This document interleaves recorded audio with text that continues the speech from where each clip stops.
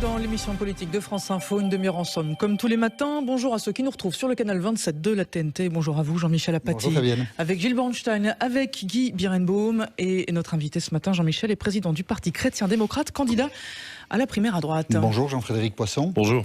Vous avez prononcé la semaine dernière des propos qui vous sont beaucoup reprochés. Oui. Vous avez dit à propos d'Hillary Clinton, candidate à la présidence des États-Unis, je vous cite, c'était dans Nice Matin, la proximité de Madame Clinton avec les superfinanciers de Wall Street et sa soumission aux lobbies sionistes sont dangereux pour l'Europe et la France.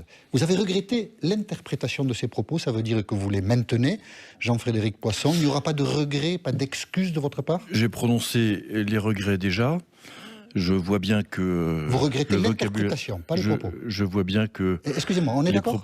Je vais terminer ma phrase si vous voulez bien. Oui. Je vois bien que les propos que j'ai prononcés ont provoqué de l'inquiétude et de la peur chez beaucoup de personnes membres de la communauté juive en France. J'en suis désolé. Je leur demande pardon pour ça parce que ça n'était pas mon intention de blesser. Je n'ai pas de haine à l'égard de quiconque et certainement pas d'eux. Oui, parce que je les ai blessés et dans ma conception des relations entre les personnes, c'est normal quand on blesse quelqu'un, même quand c'est pas intentionnel, de faire cela. Cela, vous ne retirez pas. Cela vaut excuse de votre part? Oh, écoutez, c'est bien plus que des excuses. Maintenant, j'ai effectivement, comme vous l'avez dit, évoqué la situation de Mme Clinton et de sa vision de la politique du Proche-Orient. Je ne peux pas reprocher aux groupes de pression qui sont pro-israéliens aux États-Unis de faire leur métier. Ils le font d'ailleurs bien. Je ne reproche pas non plus à vos confrères de la presse écrite française ou américaine de retracer les interventions des candidats à la présidence des États-Unis devant ces groupes de pression.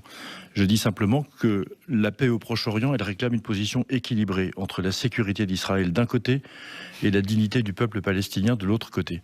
Je regrette que la position de Mme Clinton, qui est, je crois, unilatérale en réalité, est beaucoup trop proche de ce que je considère être... C'est la position historique des États-Unis. Mme Clinton, John Kerry, Barack Obama, Joe Biden, enfin tous. Obama l'était moins, et d'ailleurs ça a été marqué par tous les observateurs. Le discours que Mme Clinton a prononcé le 16 mars dernier est une forme d'évolution assez nette dans le sens de ce déséquilibre. C'est ce que j'ai regretté. Monsieur Poisson, ce qui est intéressant dans cette déclaration, c'est le mot soumission. Elle est soumise. Qu'est-ce que ça veut dire, soumise? Ça veut dire que quand je lis dans...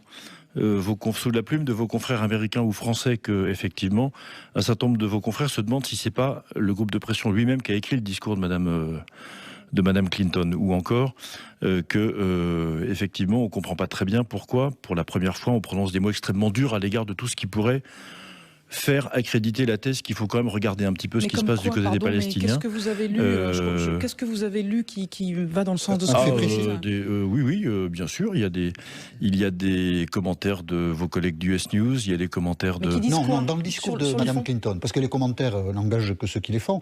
Dans le discours de Mme Clinton, quel est l'aspect qui vous a paru particulièrement choquant? Il y a le fait qu'il y a une volonté de ne pas tenir compte en aucune manière de ce que les Palestiniens souhaitent faire valoir, et de se préoccuper uniquement, encore une fois c'est un sujet que je comprends et que je partage, de se préoccuper uniquement de la sécurité d'Israël, du rapprochement des États-Unis avec Israël. Donc c'est donc la politique de ces deux États qui me paraît inquiétante et pas autre chose que ça. On se reportera à ce discours du mois de mars, on enregistre Jean-Frédéric. 16 mars 2016. 16 mars 2016 pour voir quels sont les aspects qui vous ont à ce point choqué. On note aussi votre pardon aux gens que vous avez pu blesser. Pardon, juste un mot, Jean-Michel. Pour revenir à ce que disait Guy sur le mot soumission. Quand il y a soumission, il y a le fait d'obéir en fait à un groupe. Donc est-ce que vous avez le sentiment qu'Hillary Clinton va chercher ses ordres auprès de ces groupe de pression, parce que c'est le mot que vous avez finalement employé. Est-ce que c'est vraiment ça que ça veut dire pour vous? Tous les commentateurs ont noté que le discours de Mme Clinton et ses dernières interventions allaient parfois même au-delà de ce qu'un certain nombre de groupes de pression locaux pouvaient espérer.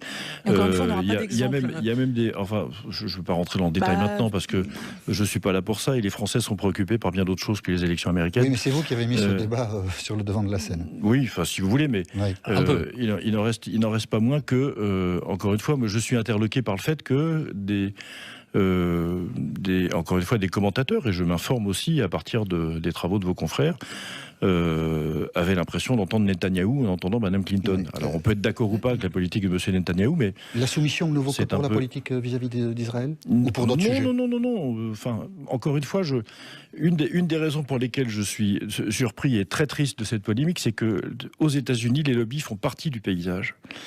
Il y a les lobbies des armes à feu, il y a ceux du tabac, il y a ceux de l'énergie, il y a ceux de l'armement, il y a ceux, ils font tous. Ce travail s'est structuré. Je conçois bien qu'en France, ça soit connoté de manière extrêmement différente. Est-ce que la soumission d'Hillary Clinton ne vaut que pour la politique au Proche-Orient ou dans d'autres domaines? Dans d'autres domaines, je les regarde de moins, donc je ne pourrais pas vous répondre. Je voudrais revenir à votre déclaration. Vous êtes un intellectuel et vous savez que de tout temps, associer les Juifs à l'argent est le premier des clichés antisémites. Et pourtant, vous vous êtes livré à ce cliché en associant les milieux bancaires et les milieux sionistes. Que répondez-vous à ceux qui disent que c'est une déclaration antisémite? Je réponds Vous le savez que c'est de tout temps utilisé par les antisémites. Je réponds que d'abord, il n'y a rien dans les milliers de pages que j'ai publiées sous ma plume. Je vous parle de cette déclaration. Moi, je vous parle de tout le reste, monsieur, mais je vais répondre à votre question. Il n'y a rien dans les milliers de pages que j'ai publiées sous ma plume, dans les centaines d'heures de prise de parole que j'ai pu effectuer, pas une once d'agression à l'égard du peuple juif sous quelque manière que ce soit. L'association que vous me reprochez d'avoir faite, je ne l'ai pas faite. Bah si. Je parle des liens d'Hillary Clinton avec deux types d'intervenants. Ah, et par hasard, il se trouve que par hasard, elle est associée à Wall Street et aux lobbies sionistes. Il n'y a pas de lien de cause à effet dans votre phrase? Bah écoutez, non. Non. Dont acte. Non. Voilà, la discussion n'est pas finie. Bien sûr, il est 8h40 sur France Info et on retrouve...